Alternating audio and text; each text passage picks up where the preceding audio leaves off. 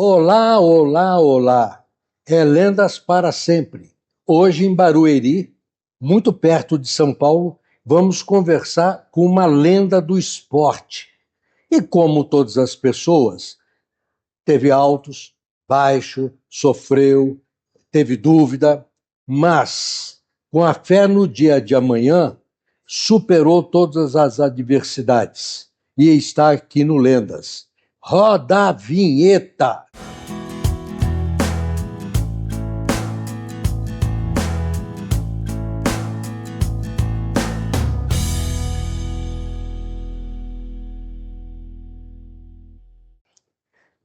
Muito prazer em te ter aqui, Osni. Obrigado, Jorge. O prazer é todo meu. Uma alegria você abrir aqui esse espaço junto da sua casa em Barueri. Para quem não sabe, está a 20 e poucos quilômetros do centro de São Paulo, né? Exatamente. O campo do Palmeiras é... Na verdade, nós temos o campo do Barueri, Sim. que o Palmeiras às vezes manda alguns jogos. A Leila adquiriu 20 Exatamente. anos de administração do estádio, né? Exatamente. Antigamente tinha um time no Barueri, que era o Grêmio Barueri, Sim. e agora acho que a Leila está administrando o estádio. Sim. E manda os jogos, que tem muito show lá no Palmeiras, Sim. Então eles vêm para cá. E botou também grama artificial, Exatamente. que todo mundo reclama. Mas o seu esporte era um espaço menor. Exatamente. Basquete. Exatamente. Não tinha problema de grama, mas já enfrentamos muitas quadras difíceis também, Jorge. Porque antigamente era cimento. Eu me lembro quando jogava lá em Carangola, fui péssimo jogador de basquete, nem altura não tinha. Então era quadra de cimento. Sim, sim. Durante muito tempo nós jogamos com quadra de cimento, tabela de madeira, sim. Uns aros que você pendurava, ele entortava. Então já foi o basquetebol roots. É, bem raiz essa época, né? Total, total. Nasceu aqui um pouquinho mais para cima, em Santa Gertrudes. Exatamente. Que é ao lado de Piracicaba. Entra na Washington Luiz, quem vem pela Anhanguera, ou Bandeirantes. Né? Passa Rio Claro. Não, Rio Claro não, passa Americana. Limeira, aí você entra na Washington Luiz aí é Corderópolis, Santa Gertrudes, que hoje praticamente está conurbada com Rio Claro. Tá, mas eu acho que, como eu também sou do interior, mesmo que seja tudo muito próximo e só uma rua às vezes dividindo, a gente mantém o orgulho da cidade. Ah, não tenha dúvida. E Santa Gertrudes ainda hoje é uma cidade pequena. Quando eu morava lá era muito menor, mas eu sou um pé vermelho com orgulho. Por que pé vermelho? Eu não sei se ainda hoje existe isso, mas os moradores de Rio Claro chamavam os residentes de Santa Gertrudes de pé vermelho, porque era uma expressão de como se fosse o redneck, o caipira, né? Sim, mas aquela região também tem cerâmicas, não tem? Muito. Hoje não. Já há um bom tempo, aquela região que compreende Rio Claro, Santa Gertrudes, Corderópolis, é o maior polo ceramista, não sei se da América Latina, mas do Brasil, com certeza. Por isso também um pouco de pé vermelho, porque na cerâmica tem barro, tem tudo isso. Exatamente. Né? Ali a terra é muito argilosa. Sim. E a argila normalmente é vermelha. Né? Eu começo conversando sempre dizendo de onde a pessoa é, porque isso gera a compreensão da escalada de uma lenda. Né? Sai de uma cidade pequena e vira campeão no basquete. Nós vamos falar de Rio Claro, vamos falar da sua passagem por todas as quadras, né? Mas a origem é fundamental. Sim. 1,90 m? 1,93 m. Eu tinha, né? Tinha. Eu também já comecei a encolher há mais tempo. Exatamente.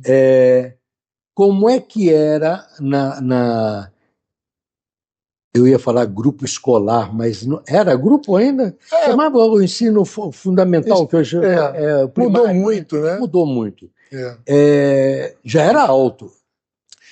Então, eu tenho uma irmã mais velha, Sim. que ela, já muito nova, com 14 anos, ela já tinha 1,80 m. Sim. Sofria muito bullying. Muito, muito, muito. E ela não era muito do esporte, então ela sofria muito bullying. E eu demorei para ter esse estirão. Então, assim, os meus amigos, né, ficavam me sacaneando, falando que eu ia ficar baixinho e tal. E eu ficava extremamente frustrado, porque eu falava, não é possível que minha irmã vai ter 1,80 m e eu vou ficar baixinho, né? Mas eu tive um estirão muito rápido do sétimo ano, da sétima série. Sim. E oitava série. Eu entrei na sétima série com 1,71 m. Já era alto, perto dos meninos. Não, nessa época não, já tinham pessoas mais... Meu primo, por exemplo, que é da minha idade, ele já era bem mais alto que eu. E eu cresci 20 centímetros em 2 anos. É muito. É um horror, Jorge. Sim. Porque você bate a cabeça em tudo quanto é lugar. Você fica completamente sem coordenação. Sim. É um horror. Eu falo que eu tenho 2 traumas da infância. Que ainda bem que são só 2. Não. Esses 2 são os menores, né? Que chama-se barra e pence em calça. Porque minha mãe tinha que comprar calças muito grandes, porque eu perdia muito rápido. Sim. E ia fazendo aquelas pences, quem não sabe o que é pence, é uma coisa que dobra na cintura e incomoda profundamente aquilo. E as barras que elas iam soltando, então a calça ficava cheia de marcas, parecia até aquelas marcas geológicas. Sim. Então eu digo que as minhas frustrações e meus traumas de infância era pence e barra. Porque gerava um pouco de desconforto, né? Muito. Chegava nos lugares, mas eu tô com a minha calça assim marcada, né? Gera um pouco de desconforto. E naquela época era o que tínhamos, né, Jorge? Não, hoje em dia as coisas são mais fáceis, são mais baratas. Então, na nossa época, que era a calça americana, né, ou a calça jeans, né, eram caras. Então, também minha família era de classe média. E a mais famosa naquela ocasião era ali. Calça ali para quem tinha dinheiro, para nós era o S-Top. O S-Top, exatamente. E aí a gente, graças a Deus, eu vim de uma família de classe média, não passei necessidade, mas nós não tínhamos nenhum tipo de ostentação, não. Então era o que tinha e vamos lá, vamos seguir em frente. Que foi, por um lado, foi bom, porque vai dando casca pra gente, né? Não tenha dúvida. Já com seu 1,93 m, isso, aos 15, 16 anos. Foi quando eu entrei no primeiro colegial, que 16, é de 14 para 15. Isso. Para quem não repete, né? Para quem não repete. Porque eu mudei 4 vezes de cidade nessa faixa de idade e acabei repetindo umas 2 vezes. Sim. Aí tive que correr para recuperar. Mas isso faz parte, né? Sim. Aliás, você deve ter na sua vida aquele ditado que diz que na África não importa se é uma gazela ou um leão, o importante é correr. Exatamente. Né? E ir atrás. E você se tornou um esportista, com que idade você inicia no basquete? Então, Jorge, a minha história como esportista é muito atípica. Sim. Né? Eu digo assim que eu me tornei um atleta por um acaso, na verdade, né? Porque normalmente a caminhada normal de um atleta, ele joga a categoria mirim, infantil, juvenil e chega ao adulto, né? Mas como em Santa Gertrudes eu não tinha um clube para jogar, eu tinha um grupo de amigos que nós íamos até o ginásio do colégio, nós pulávamos o muro do ginásio do colégio para a gente poder jogar basquete. Porque na escola o professor, era daquela época que o professor pegava uma bola de futebol, dava para os alunos e se vire. Muito normal isso, né? Infelizmente. Isso era a aula de educação física. Era aula de educação física. E aí nós tínhamos uns amigos, eu tenho uns amigos até hoje, graças a Deus, que nós pulávamos o muro do ginásio para poder jogar basquetebol. Tá. Até o dia que o senhor Geraldo, que era o diretor do colégio, deu a chave para a gente, falou, chega de pular o muro, Sim. toma, vai lá jogar. E nós íamos bater bola entre os amigos. Então eu sempre gostei muito de esportes, de modo geral, e me apaixonei pelo basquetebol muito cedo, vendo Olimpíadas, principalmente a Olimpíada de Moscou, que era Marquinhos, Adilson, Gilson, Carioquinha, Oscar, Marcel. Isso, né? É importante você colocar. Em que ano foi? Se eu não me engano, a Olimpíada de Moscou, se eu não me engano, foi 82? Sim, parece que sim. Eu acho que eu sou muito ruim de datas, Jorge, mas acho que foi isso. E então eu não joguei categorias mirins, assim. Quando eu entrei no colégio, né, no primeiro colegial, eu fui estudar em Rio Claro. Em Rio Claro, no colégio onde eu estudava, que era o Ângulo, tinha uma seleção. Ou você entrava para os times, que naquela época tinha uma competição que eu achava genial, que infelizmente terminou, não sei porquê, que chamava Jogos Escolares. Tá. Os Jogos Escolares eram uma Olimpíada entre as escolas do estado de São Paulo. Sim. E tinham fases. Então você jogava a fase municipal, se você vencesse essa fase, você jogaria a fase regional, subregional. Se você vencesse, ia para a regional, e vencendo a regional, você ia para a final do estado. A regional, só para quem não conhece muito São Paulo, seria Limeira, seria Piracicaba, Campinas entrava? Campinas entrava. Incluía Campinas. Tá. Era aquela região de Campinas. As maiores cidades daquela região eram Campinas, Limeira, Piracicaba, Americana, Rio Claro, Araras. Sim. E aí nós competíamos na cidade. E vocês depois foram até que fase? Então, daí quando eu mudei para Rio Claro, para estudar em Rio Claro, eu fiz esse teste e eu acabei entrando no time da escola. Então, o primeiro time que eu joguei foi o time da minha escola. E eu sabia muito pouco de basquetebol, porque a minha aprendizagem era empírica, né? Sim. Mas eu sempre fui muito determinado, acho que é o termo, porque eu me sentia muito incompetente naquilo que eu fazia e eu queria correr atrás para não ser o pior. Os meus objetivos sempre eram muito próximos, assim. Eu era o pior do time e meu objetivo já não era ser o pior.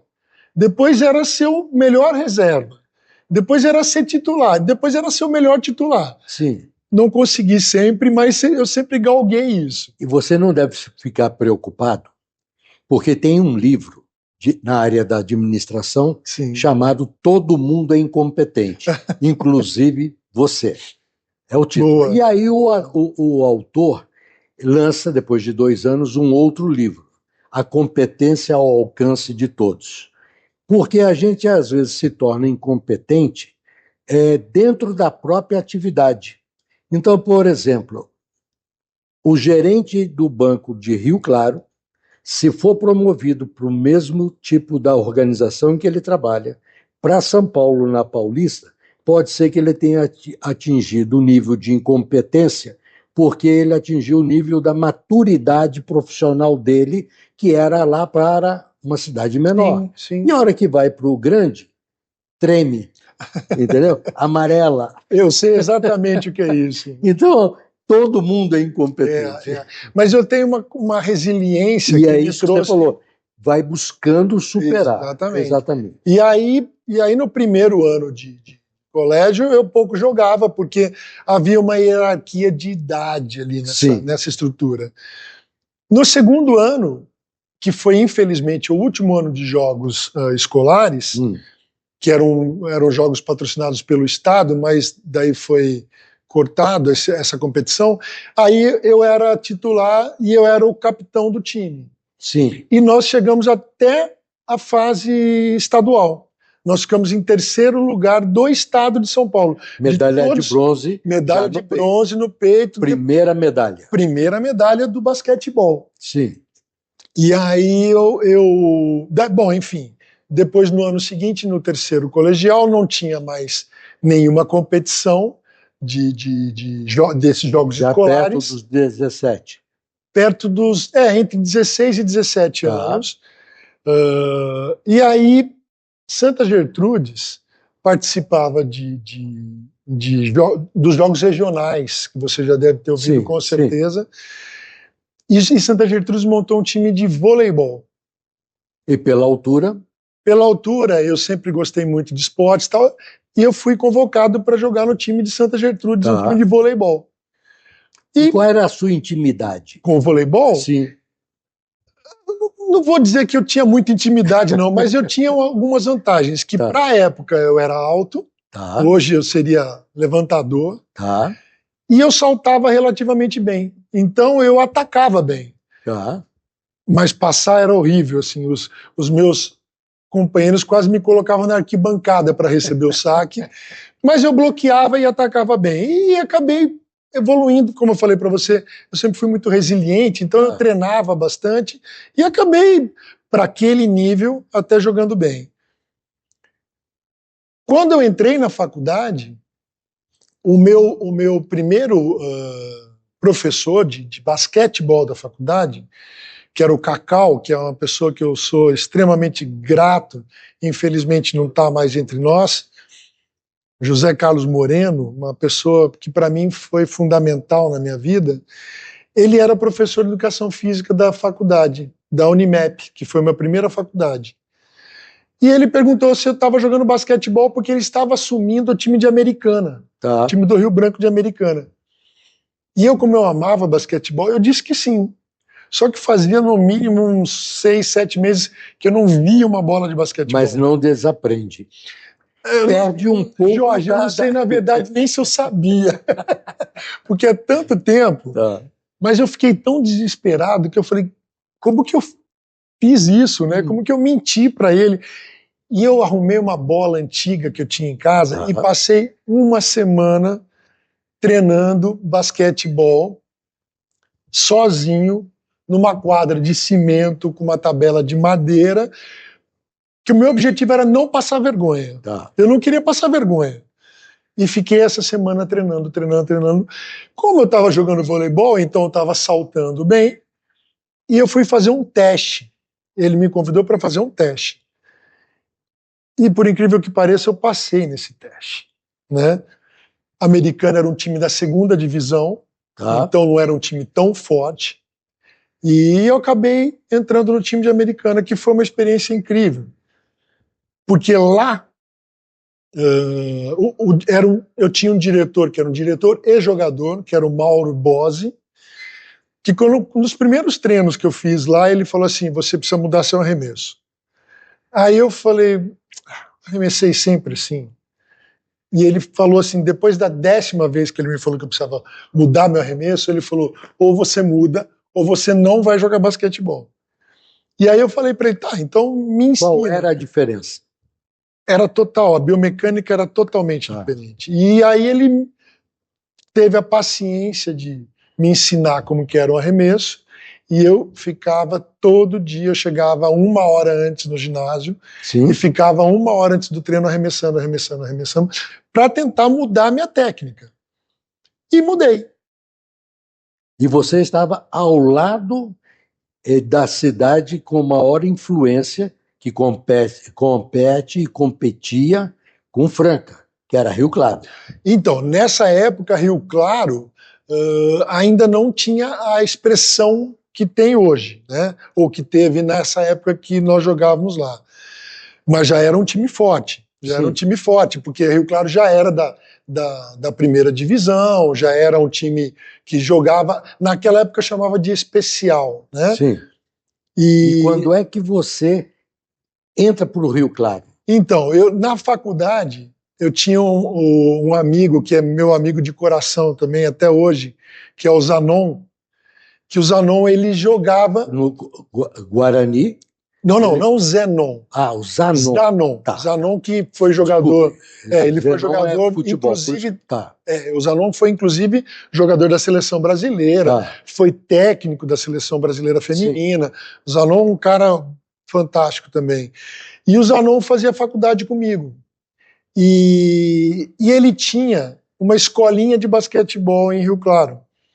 Em Rio Claro tinha isso, alguns dos jogadores montavam escolinhas de basquetebol. Sim. E ele me convidou para jogar na escolinha dele. E como eu falei para você, eu tinha essa coisa da resiliência, eu era profissional em Americana, mas jogava na escolinha do Zanon em Rio Claro. Então, às vezes, e eu jogava muito pouco em Americana, porque eu era um dos últimos reservas. Sim. Então, às vezes, eu tinha jogo no mesmo dia, eu corria para Rio Claro para jogar na escolinha do Zanon. Tá. E fiquei muito próximo do Zanon e tal. E daí, nos jogos regionais, a Americana cruzou Rio Claro. E lógico. E você não podia estar na quadra dos dois lados. Não podia.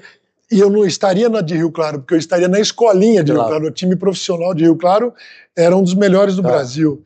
Só que daí a gente, lógico, obviamente perdemos o jogo, mas lá pelas tantas o Cacau me colocou no jogo, porque é o que o americano chama de trash time, né? E aí o Zanon me marcando, ele falava assim, arremessa que eu não vou te marcar. Arremessa que eu não vou te marcar. E eu arremessei e fiz algumas cestas, né? No final do jogo, o técnico de Rio Claro veio falar comigo, que eu não lembro exatamente o nome dele, se eu não me engano era Zanoli, alguma coisa assim. Ele veio conversar comigo, que estava conversando com o Zanon, ele perguntou, você é de onde? Eu falei, eu sou de Santa Gertrudes. Ele falou, por que você não está jogando em Rio Claro? Eu falei, porque nunca me convidaram. E aí ele falou, então o ano que vem você vem jogar com a gente. Aquilo para mim foi incrível, porque eu era um dos últimos jogadores a entrar em Americana. E fui convidado para jogar em Rio Claro, que era um dos melhores times do Brasil. Você fazia a faculdade de Educação Física. Educação Física. Exatamente. Só que o que acontece? Poucos meses depois, ele foi dispensado como técnico. Eu falei, não acredito. Minha oportunidade caiu por terra.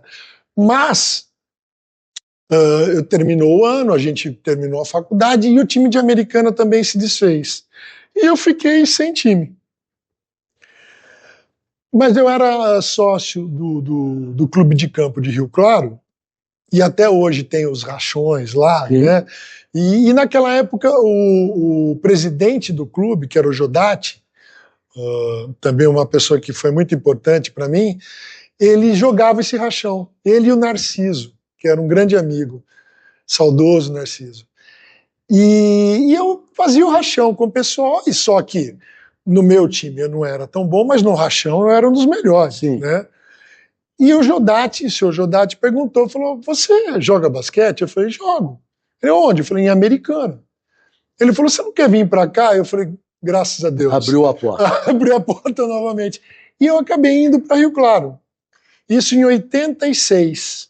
E aí, muito novo ainda. Muito novo. Eu quero dar uma acelerada para poder andar, porque começa a sua fase de jogador. De jogador mesmo. Exatamente. E 87, você chega em 86. Eu chego em 86, em 87 Rio Claro é campeão paulista. Com o técnico Zé Boquinha. Com o técnico Zé Boquinha. Como é que era ser treinado pelo Zé Boquinha? Então, o Zé Boquinha... É um grande nome do basquete. É um grande nome. Para mim, é um dos melhores técnicos que o Brasil já teve. Mora em Campinas atualmente, não é isso? Eu não sei exatamente onde ele mora. Mas hoje ele é comentarista da ESPN. Sim. É um cara que entende muito de basquetebol, mas é uma pessoa muito difícil de relacionamento. É? Dificílimo. E as pessoas que conhecem o Zé sabem disso, e ele sabe disso. Ele também não faz para ser fácil, né? Não é fácil, mas assim, é um grande conhecedor. Difícil? É ser exigente? Não, exigente não é difícil. Ele era uma pessoa de difícil relacionamento. O Zé Boquinha tinha um pavio muito curto, às vezes ele não tinha tato para lidar com o time, mas é um grande conhecedor. Mas hoje a gente vê que ele já é uma pessoa mais amável e palpável, né? Porque a gente vai envelhecendo, a gente vai amadurecendo. Mas eu sei disso. Mas ele, para mim, é um dos melhores técnicos que eu já, com certeza, trabalhei. Alguma passagem interessante, você dizendo que ele era difícil, que ele surpreende a vocês num vestiário ou não? Ele me surpreendia muito pela capacidade dele de ver o jogo. Tá. Nós fomos campeões em 87, com um time que não era o melhor. Sim. O time do Monte Líbano era melhor que o nosso. Mas a maneira com que o Zé montou também o time, tinha... era o Sírio, era Corinthians, era Franca, eram os times mais fortes, e nós fomos Corinthians campeões. Com o Vladimir? Já foi antes? Com o Vladimir? Vladimir. Não era. Hoje eu estou na fase do troca-letra. Não, na época o técnico do Corinthians, se eu não me engano, era o Mical, que era um baiano engraçadíssimo. Sim. Grande nome também. Grande nome também. Mas o Vladimir, como jogador, era do Corinthians. Mas o Vladimir é muito mais velho. Muito mais velho. Muito. O Vladimir foi meu técnico. Tá. Assim, uma das melhores pessoas que eu já conheci na minha vida, dentro e fora do basquetebol. Sim. O Vladimir era incrível. Era um grande nome. E depois o segundo grande nome que vem, na época, foi o Oscar, né? Na época do Vladimir Marques, os dois grandes expoentes eram o Vladimir e o Amaury Passo. Sim. Né? Que inclusive foram campeões mundiais, eles são bicampeões mundiais. 68. Eu não lembro exatamente, porque eu falei que eu sou mal de data. Mas em 68, no Rio, jogando contra os Estados Unidos, o Brasil foi campeão mundial de basquete. Eu sei que um dos títulos foi no Chile também. Tá. Mas assim, o Vladimir era assim uma... Eu não sei descrever o quão amável era o Vladimir. Inclusive, ele foi o meu professor na Unesp, porque da Unimap eu fui fazer educação física na Unesp. Sim. E ele era professor lá. E foi ele que me levou, eu jogava em Rio Claro, mas jogava muito pouco, ele me levou para Cerquilho, que ele assumiu o Cerquilho como técnico. Sim. E foi o meu primeiro time que efetivamente eu joguei. Então o Cerquilho foi meu primeiro time, que foi minha passagem, vamos dizer assim. Que naquele momento eu ficava pensando, será que eu sou jogador mesmo? Não, porque até então eu tinha jogado 3 anos e jogava muito pouco. Eu entrava quase ou quando o jogo estava vencido ou quando já estava perdido. Tá. E aí eu fui jogar em Cerquilho. E quando eu fui para Cerquilho, que o Vladimir me levou, nós ficamos 1 ano lá. Cerquilho jogava na Série B, na segunda, e nós subimos para a Série A. Só que daí o Vladimir foi convidado para ser técnico de Rio Claro. Tá. E fiquei em Cerquilho mais 1 ano, com o Mauro, que era na época, no primeiro ano era jogador, depois ele virou nosso técnico. Maurão, meu amigo até hoje, que é de Cerquilho, e nós fizemos uma campanha muito boa em Cerquilho, pela estrutura do time. Nós chegamos no playoff da série especial, perdemos para o Sírio, que era um time muito forte, mas fizemos uma campanha ótima. E aí eu fui convidado para voltar para Rio Claro, pelo Zé Boquinha. Só para ter um registro, falamos do Brasil bicampeão mundial de basquete. Sim. Em 87, o ano que você está em Rio Claro, o Brasil é campeão nos Jogos Pan-Americanos, todo mundo volta e meia assiste. Exatamente. Aquele jogo memorável. Memorável. Nos Estados Unidos, e o Brasil é campeão em cima dos Estados Unidos também, naquele jogo memorável. Exatamente. E nesse ano, Rio Claro foi campeão pela primeira vez do campeonato estadual. E depois, se não me engano, campeão sul-americano.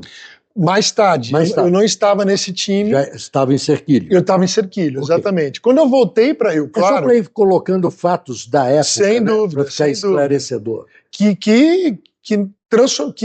foi o turn point de Rio Claro. Rio Claro passou a ser um time bom para ser um dos melhores do Brasil. Certo. E foi campeão brasileiro, campeão sul-americano.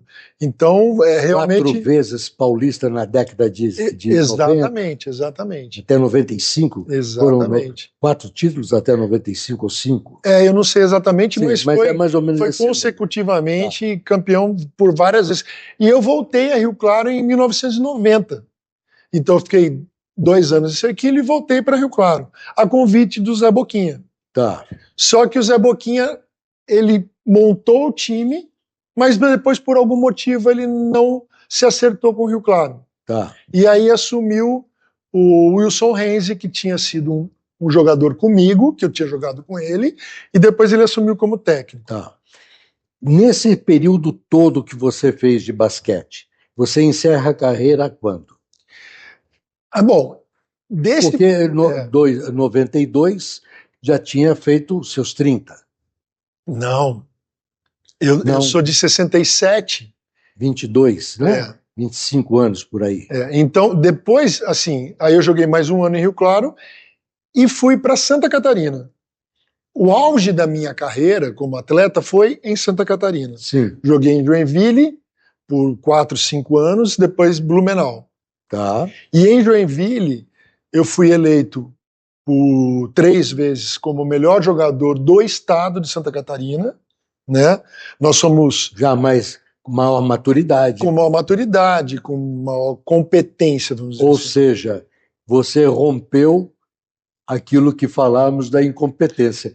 Cresce na maturidade, sai da incompetência.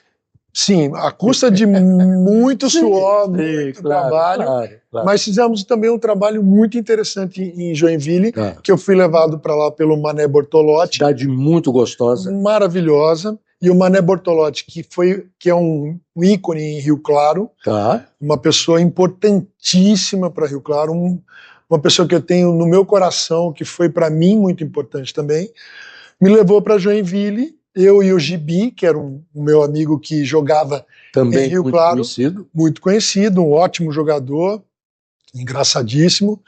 E nós fomos para Joinville, onde Joinville fazia 7 anos que não ganhava os jogos estaduais e 11 que não ganhava os jogos abertos, que era a maior competição de lá.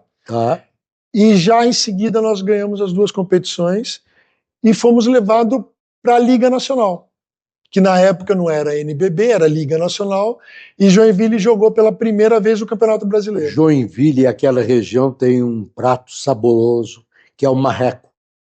Mareco, né? Mareco recheado com farofa. Sim, e Joinville, só lembrando, é a maior cidade de Santa Catarina, maior do que a capital. Sim, exatamente. Muitas indústrias. Blumenau é uma cidade têxtil, né? Blumenau é uma cidade muito turística também, né? Sem falar na Oktoberfest, uma cidade... Eu digo que Joinville é a cidade do alemão que trabalha. Sim. E Blumenau é a cidade do alemão que sabe curtir. E Oktoberfest só para... E pontuando, não é mostrar conhecimento, é para pontuar. Criou o Oktoberfest para superar a enchente desastrosa que teve no ano anterior, e aí para recuperar a cidade criaram o Oktoberfest, e não precisa nem comentar mais nada. Não, é uma festa muito legal, aconselho a todos que não foram aí. Sim. Muito bem organizada e muito gostosa. Sim, muito shopping eu não sou muito de bebida, mas muito chopp no Oktoberfest, muita dança, né? Strudel? Strudel eu gosto bastante. O Zapfelstrudel eu gosto muito. Sim. E aconselho o Pomerode. Pomerode tem o melhor strudel que eu comi na minha vida. E aí foi em Santa Catarina que eu cheguei a uma convocação de uma seleção que teve um campeonato no Paraguai, que foi um campeonato teste de uma seleção para atletas de até 1,95 m, se eu não me engano. E eu fui convocado. Que espetáculo! Incrível, foi incrível, porque eu não esperava, e foi uma experiência transcendental para mim, porque Eu lembro até hoje do primeiro jogo que eu fiz nesse Sul-Americano. Estava no meu quarto o Wagner, que era um jogador excepcional, um cara também incrível. E quando eu coloquei o uniforme da seleção brasileira, Jorge, eu caí em prantos. Acredito. Eu não conseguia... É uma realização, não é? Como atleta, é uma realização. É uma realização e, para mim, muito inesperada, porque, como eu contei, a minha história não é normal, né? Sim. Foi sempre muito atípica. E quando eu me vi com aquele, né, com a camiseta da seleção, com o uniforme da seleção, eu não conseguia parar de chorar. E o Wagner me falava: chora mesmo, que aconteceu comigo a mesma coisa. E foi uma experiência incrível. Eu fui muito bem naquele campeonato, recebi elogios até do manager da seleção que estava lá. Só que na volta, 2, 3 dias depois, eu rompi o ligamento do meu joelho. E fiquei praticamente 1 ano sem jogar. E dali para frente nunca mais foi mais a mesma coisa. Detalhe. Jogou na seleção. Não foi mim, 2, 3 dias antes de ir para a seleção. Foi 2, 3 dias depois. Sim, que faz a sua carreira cada vez ser ascendente. Sim. Lendas. Tem história para contar. Tem ouro para comemorar. Né? Muito, muito. Porque aquilo foi uma realização. Claro. Então veja que são marcos que fazem com que a gente fique mais calejado para aprender se superar para os passos seguintes. Não tem porque dúvida. você teve que reaprender, né? O que é que eu vou fazer além do basquete? E hoje você é um empresário. Você teve uma belíssima academia. Sim, tive uma academia. Hoje, eu, além de personal trainer, que ainda sou, eu tenho pousadas. Eu tenho 2 pousadas em Santo Antônio do Pinhal. Vamos lá. Santo Antônio do Pinhal, ao lado de Campos do Jordão. Está precisando fazer um encontro de família? Quantos chalés na pousada? Eu tenho hoje 2 pousadas. Uma que é a pousada Santo Antônio do Pinhal, que elas são quartos, são 11 quartos. 11 quartos. Pode levar uma família de 25 pessoas. Sim, até mais. Até mais. E eu tenho a pousada Pássaro de Fogo, que a Pássaro de Fogo é uma pousada mais rural, apesar de estar bem próximo da cidade, que são 10 chalés. Também em Santo Antônio? Também em Santo Antônio. Vamos diferenciar. Santo Antônio do Pinhal. Porque tem o Santo Antônio... Tem Espírito Santo do Pinhal, Espírito Santo que as pessoas do Pinhal. confundem muito. E tem vários Santo Antônios, né? Então, Espírito Santo do Pinhal não é onde estamos falando. Estamos falando de Santo Antônio do Pinhal, ao lado de Campos do Jordão. Aproximadamente 15 quilômetros de Campos do Jordão. Pronto. E hoje mais barato. E hoje em dia você não precisa ir para Campos. Hoje em dia Santo Antônio hoje tem também de relevante? Olha, Santo Antônio, eu estou há uns 10 anos em Santo Antônio. E é impressionante como Santo Antônio cresceu nessa questão turística. Graças a Deus na questão turística, porque ela continua sendo uma cidade pitoresca, uma cidade pequena, acolhedora, e na parte gastronômica, nas questões turísticas, como tem algumas vinícolas para você visitar. Ali naquela região tem fábricas de azeite que foram premiados no mundo todo. Tem o Pico Agudo, que é um local em que você consegue enxergar a Mantiqueira e a Serra do Mar e todo o Vale do Paraíba. Repete o nome dos seus 2 empreendimentos. Uma é Pousada Santo Antônio do Pinhal. Olha bem para cá e diga, você está convidado. Você está convidado, e se falar que viu a gente no Lendas, tem 10% de desconto. Fantástico, fantástico. E a outra, uma é Santo Antônio do Pinhal e a outra é Pássaro de Fogo. Fica também em Santo Antônio do Pinhal? As 2 ficam em Santo Antônio do Pinhal.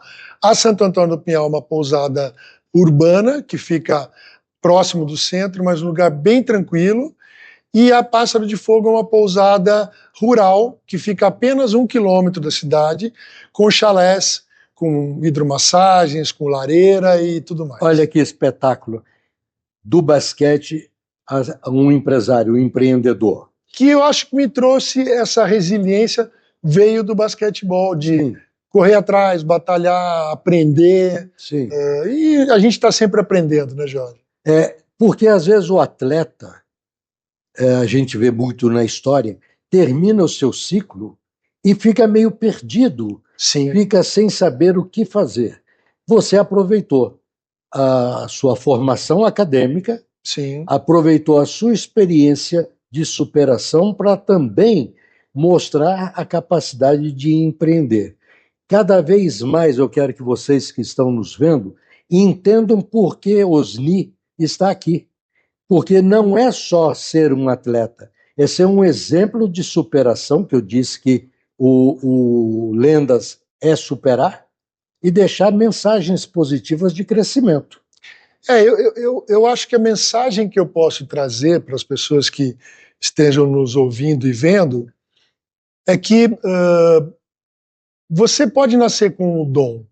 Eu acredito que algumas pessoas nascem com esse dom de fazer o que elas se propõem a fazer muito bem. Só que mais do que isso, você precisa da dedicação. Sim. Eu conquistei muito, muito. Eu conquistei e tento conquistar as coisas que eu tenho até hoje com muita resiliência, muito trabalho, muita dedicação, porque eu não tive a facilidade no basquetebol, por exemplo. Eu não era um cara muito alto, muito forte, saltava muito e desenvolvia as minhas habilidades através de muito trabalho. Então eu não era um dotado, né? Sim. E eu conquistei por trabalho mesmo, por vontade de desenvolver. E na parte empresarial a mesma coisa. Então eu acho que isso é importante. E você está colocando que sirva de exemplo. Sim. Porque eu não quero falar de política, não vou falar de política. Perfeito. Mas muita gente reclama o tempo inteiro, independente da situação ou de quem está na governança do país. Exatamente. Mas só que esquece que o resultado da vida é o seu trabalho. E não é o que cai do céu. Sem dúvida. Porque no Irã estamos vendo que cai do céu hoje é bomba. Exatamente. Né? Não adianta ficar sentado esperando milagre. Eu não vou dizer que é fácil você ser empresário no Brasil e não é. Todos os empresários do Brasil sabem. Em qualquer ciclo da vida. Qualquer. Mas também eu não sou de ficar chorando, reclamando, solicitando auxílio. Não, eu acho que e isso, eu acho que o basquetebol me trouxe algumas coisas para a vida empresarial que eu acho importante. Uma delas é trabalhar em grupo. Tá. Trabalhar em grupo porque... Que trouxe do basquete? Que eu trouxe do basquetebol, porque não adianta você tentar fazer sozinho. E não adianta você ser um craque se o teu entorno não te ajuda. E não adianta... Olha, e não estou dizendo que eu sou um craque, ou que eu fui. Eu estou dizendo que eu era do entorno. E não adianta ser craque e achar que o nome leva à seleção. Exatamente. Estamos vendo isso agora. Na cara da Copa do Mundo. Exatamente. Então esse foi o aprendizado para mim do basquetebol. O trabalhar em equipe e o trabalhar, a luta diária. Me perguntaram uma vez, Jorge, assim, como que é você ser jogador, né? Aí eu falei assim, eu vou fazer uma alusão, é mais ou menos como se você fosse um executivo e atrás de você tivesse um monte de gente. E a cada movimento que você fizesse, ou você era aplaudido ou você era vaiado. Você imagina um empresário ou um executivo, um CEO, alguma coisa, fazendo um movimento e dá um prejuízo para a empresa e tem milhares de pessoas vaiando você. Então, o esporte é isso. Você tem imediatamente a tua resposta. Você acertou, você é aplaudido. Você errou, você é vaiado. E eu não lembro quem disse isso, mas ele falou que você é o tão bom quanto foi tua última vitória. Sim. Né? Sim. Então, é bem isso. Então, você não pode se deixar abalar pela derrota e também não pode se vangloriar pela vitória, porque é muito efêmero. Detalhe, no basquete, no vôlei, em futebol de salão, a torcida é no cangote. E se você vai jogar na casa do adversário, é vaia. E às vezes jogando em casa é vaia porque não está dando o resultado que a torcida quer. Ou seja, você tem que estar na África, sempre correndo. Sempre correndo. E correndo mais do que a outra gazela, né? Se você é o segundo animal a ser perseguido, corra mais do que o outro, né? Meu muito obrigado.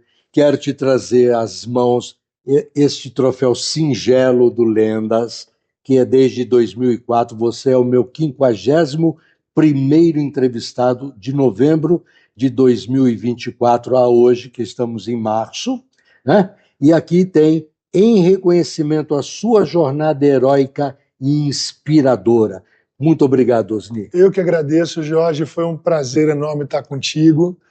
E não sei se sou merecedor, mas agradeço muito. Por tudo que você falou, você sabe que é. Agradeço muito a oportunidade e eu fico lisonjeado pelo convite e por estar aqui contigo, que é uma pessoa admirável e querida. Muito obrigado.